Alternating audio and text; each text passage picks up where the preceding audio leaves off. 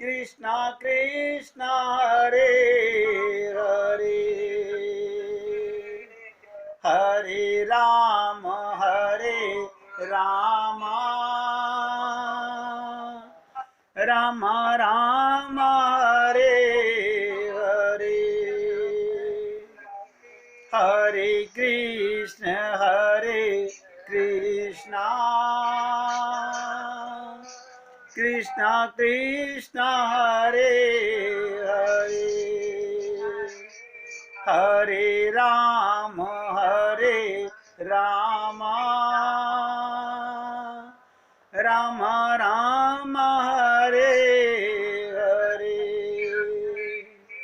हरे कृष्ण कृष्णा कृष्णा कृष्णा हरे हरे, हरे राम राम राम राम हरे हरे। सभी पुण्यात्मा बहुत ध्यान से सुनिएगा। आप लोग कार में शरीर को बैठा के मंदिर जाते हो, कोई बताइएगा मंदिर के अंदर कार ले जाते हो क्या? कार का क्या करते हो? बाहर पार्किंग में खड़ी कर देते हो। तो जब मंदिर में जाओ तो आत्मा से जाओ, शरीर से मत जाओ। शरीर का भान नहीं रहना चाहिए। क्यों? उस परमात्मा का साक्षात्कार करने जा रहे हो। शरीर तो एक रथ है, लेकिन हम लोग शरीर को इतनी अहमियत दे चुके हैं, ये हमारी इतनी अज्ञानता है शरीर के रिश्तों को। आप मुझे बताइए, भगवान के मंदिर में भी पति कहाँ है, पत्नी कहाँ है, बेटा कहाँ है, बेटी कहाँ है? तो तुम शरीर से तो आए हो मंदिर में भी। हम गुरु के पास जा रहे हैं, गुरु हमें आत्मज्ञान करा रहा है, हमें शरीर की भान रहता है। ना तो हम गुरु के पास जाते आत्मा से, और ना ही परमात्मा के पास जाते आत्मा से। तो फिर मिलन होगा कैसे? आप बताइए, फिर मिलन होगा कैसे? अब तो कोई कलेश नहीं रहा। परिवार को पूरा शरीर दे दीजिए, परिवार को पूरा शरीर दे दीजिए। कोई भगवान को जरूरत नहीं है, आपके गुरु को भी आपके शरीर की जरूरत नहीं है।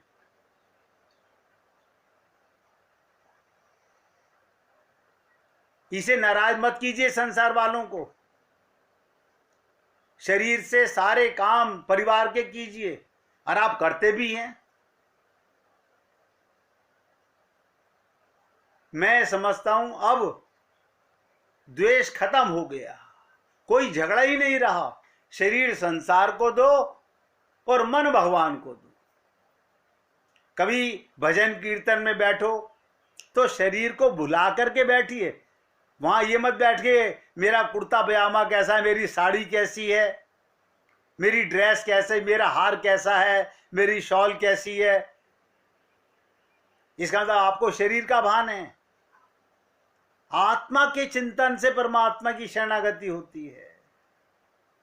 अब मैंने आपसे पहले कहा था हम दो और हमारे दो। अब तो ये शरीर परमात्मा से कभी नहीं मिलेगा। अब पूछो क्यों? ये शरीर परमात्मा से कभी क्यों नहीं मिलेगा? क्योंकि ये जड़ है, ये अंधकार है। परमात्मा चेतन है। और आत्मा का संबंध नोट करो, कभी संसार से नहीं होगा। कभी आत्मा का संबंध संसार से न था, न है, न कभी होगा। अगर हम लोग इन दो बातों को चित्त में रख लें और अभ्यास करें, आज मैं मंदिर में जा रहा हूं, आत्मा से जाऊंगा, चेतन बन के जाऊंगा, परमात्मा का पुत्र बन के जाऊंगा, अपने पिता से मिलने जा रहा हूं, अपनी माता से मिलने जा रहा हूं। जैसे घर में आते हैं तो शरीर की माता पिता मिलते हैं, शरीर की पत्नी अरे मिलते हैं। और वहां देखो कमाल है, एक कन्हैया, वही माता, वही पिता, वही पत्नी, वही सखा। त्वमेव सर्वम मम देव देवा। अब भी अगर कोई कठिनता है तो मुझे बताइए।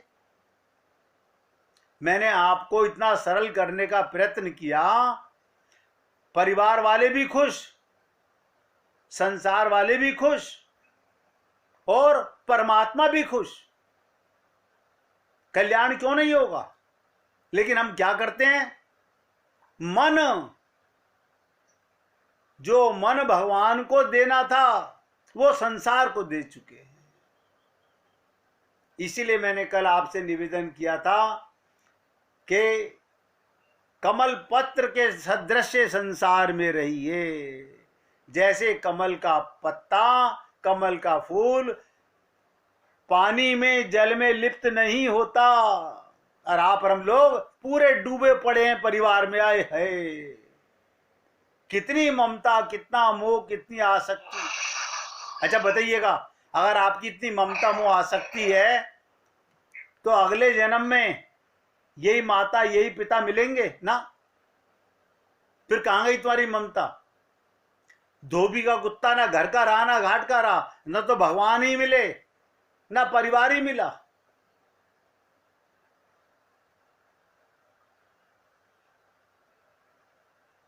हमें ना तो प्रभु ही मिले, गुरु ने कहा था इस देह में हरि मिलत हैं, वो भी नहीं मिले, और परिवार भी नहीं मिला। क्यों? माता कुछ बन गई, पिता कुछ बन गए, पत्नी कुछ बन गई, पति कुछ बन गया। हम कहीं के नहीं रहे। इसलिए हमें अपनी भूल सुधारनी होगी। इसी जन्म में सुधार सकते हैं।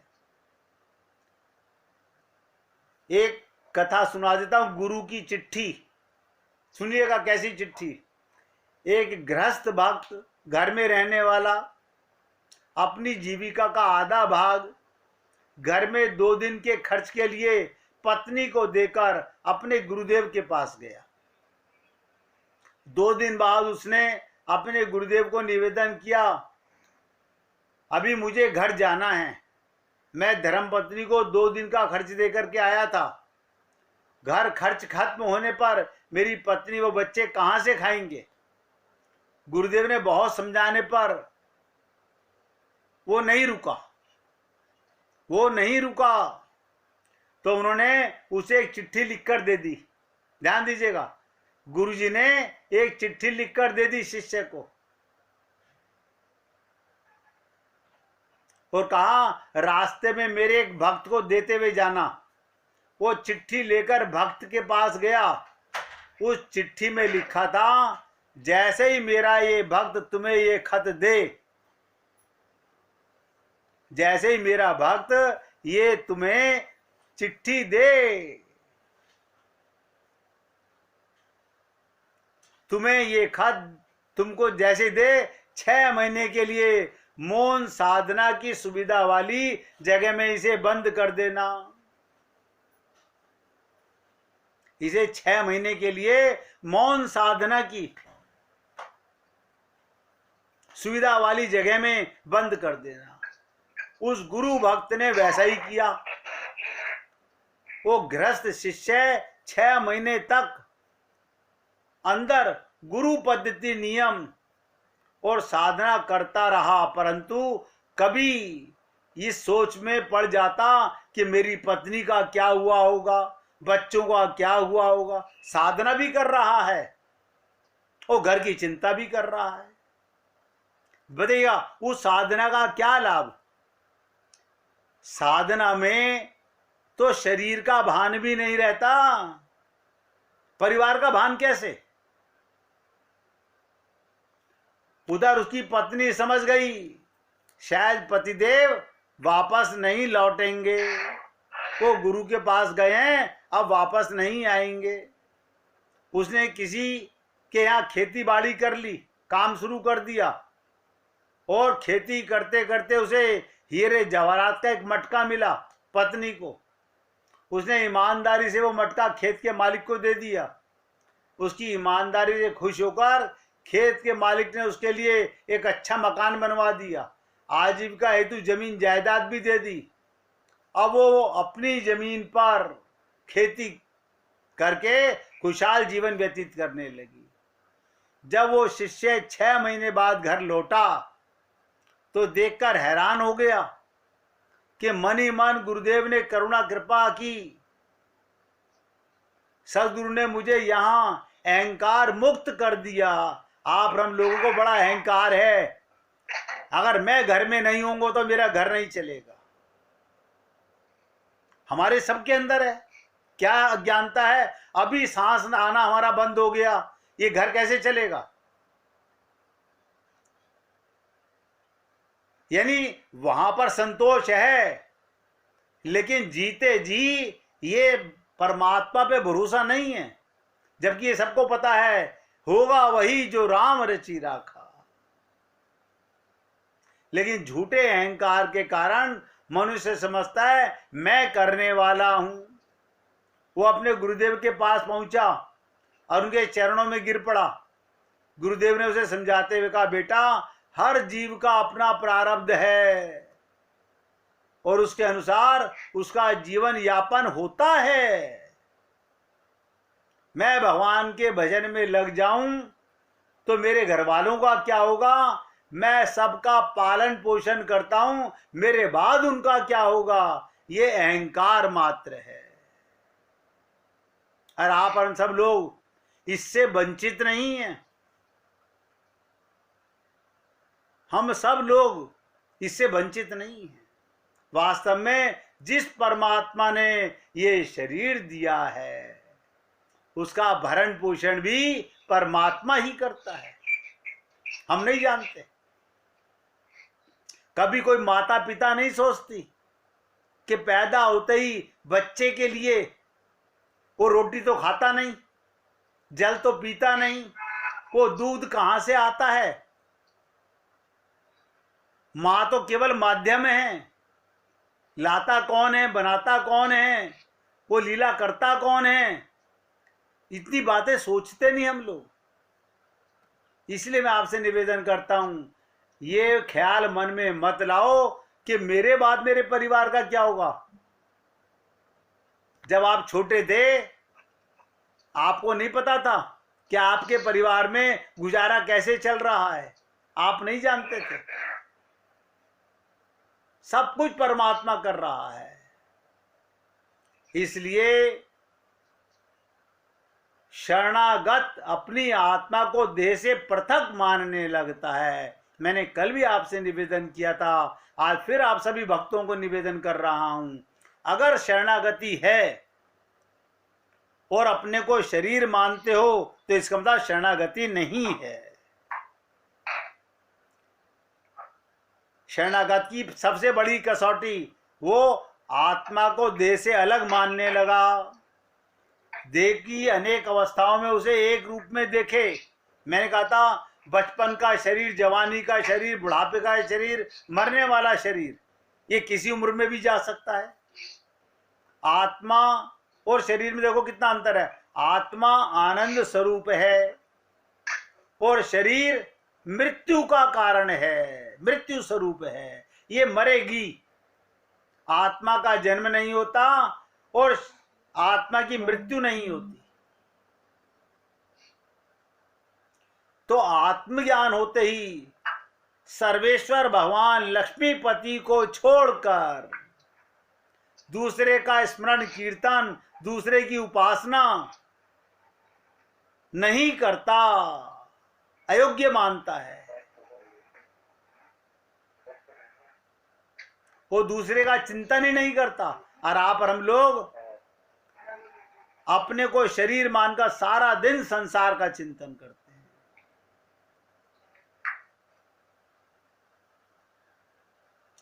बहुत से लोग कहते हैं हम भगवान को भोग लगा करके, देखिएगा, हम भगवान को भोग लगा करके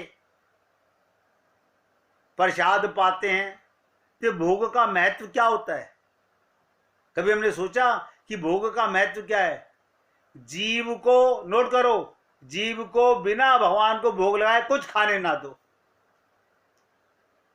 क्या मतलब? जब मुख में रखो तो पहले भगवान का ध्यान करो।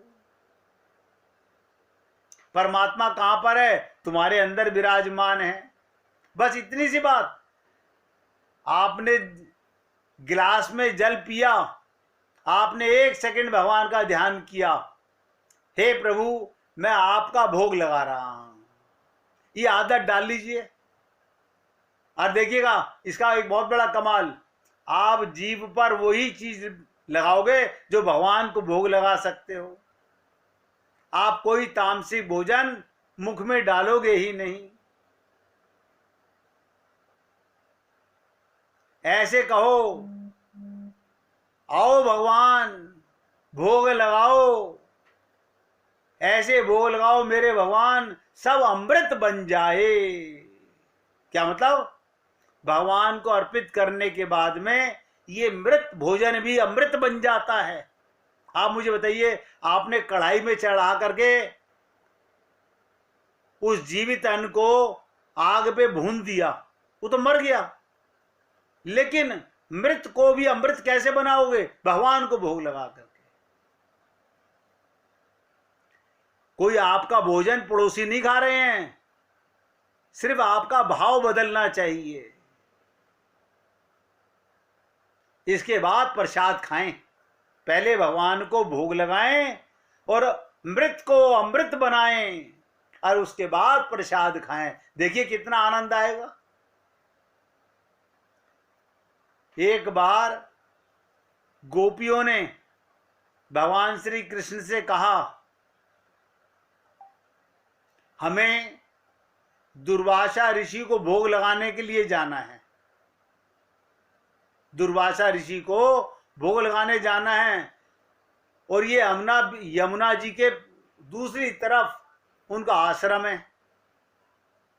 दुर्वासा जी का आश्रम जो है वो दूसरी तरफ है। तो आप कृष्ण एक काम करो, ये यमुना को हम पार कैसे जाएं? कोई नौका भी नहीं है इस समय। तो भगवान क्या बोले, जाके नौका तो है नहीं, यमुना से बोल दो कि कृष्ण ने कहा है, कृष्ण ने कहा है कि हमें रास्ता दिया जाए, और साथ में यह भी कहा मैं जड़ ब्रह्मचारी हूं, जाके बोल देना यमुना जी को।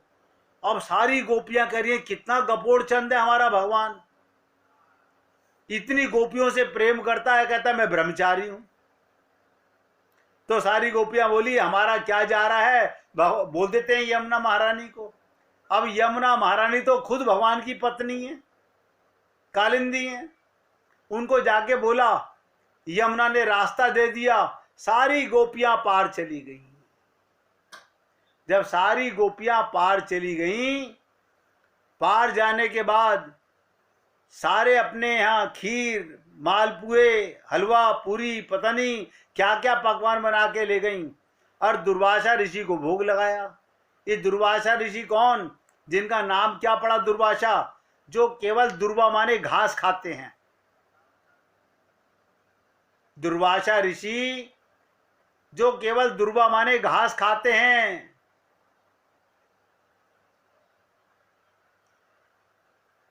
उन्होंने जाकर के जब भोग लगाया कि गुरुदेव आप भोग लगाइए, आप कमाल करेंगे सोच करके, दुर्वासा ऋषि ने जितना सामान सारी गोपियां ले गईं सब खा के समाप्त कर दिया।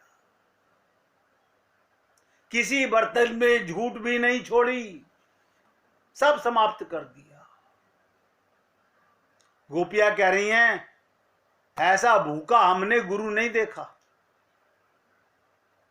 हम लाए थे भोग लगाने के लिए, भोग में थोड़ी सारा खा लेते हैं, थोड़ा सा तो वापस पंडित भी करते हैं। ये दुर्वासा ऋषि सब खा गए। चलो कोई बात नहीं, कम से कम हमारे सामने आंखों देखे खाया तो सही। अब दुर्वासा ऋषि से बोली, महाराज हमें वापस जाना है, यमुना में तो पानी पानी है, हम वापस कैसे जाएंगे? तो क्या बोले दुर्वासा ऋषि, तुम आई कैसे थी? बोले जब तो कृष्ण से कहा तो कृष्ण बोले जाके यमुना से बोलना अगर मैं जड़ ब्रह्मचारी हूं तो मार्ग दे दे। हमने कहा और हमें मार्ग मिल गया। तो दुर्वासा ऋषि बोले, हे देवियों, आज जाके बोलना यमुना से, जिस दुर्वासा ऋषि ने आज तक कुछ नहीं खाया। देखिए कमाल, वो कह रही है गोपियां भी हमारे सामने सारा खा गए, हमारे सामने सारा खा गए, ये निराहार कैसे हो सकते हैं। और उनकी बुद्धि घूम गई गोपियों की भी, कि कृष्ण ब्रह्मचारी कैसे हो गए, अरे हमारा लाया हुआ सारा पकवान खा गए, ये निराहारी कैसे हो गए। तो गोपियां बोली, कुछ पता नहीं भैया, इन महात्माओं की बातों का हम जाके यमुना को बोल देते हैं। यमुना को फिर बोला कि दुर्वासा ऋषि ने कहा है मैंने कभी कुछ नहीं खाया, अगर मैंने कभी कुछ खाया हो तो मार्ग मत देना, वरना मार्ग दे देना। यमुना ने फिर मार्ग दे दिया। जब यमुना पार करके पहुंची, गोपियां तो सामने कृष्ण भगवान बैठे थे,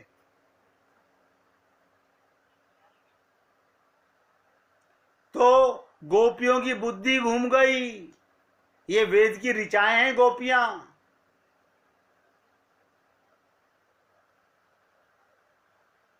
इन्होंने यमुना पार करते ही भगवान श्री कृष्ण को बंसी बजाते हुए देखा और क्या कहा, आप भी पहले 1 मिनट कीर्तन कीजिए, फिर सुनाएंगे।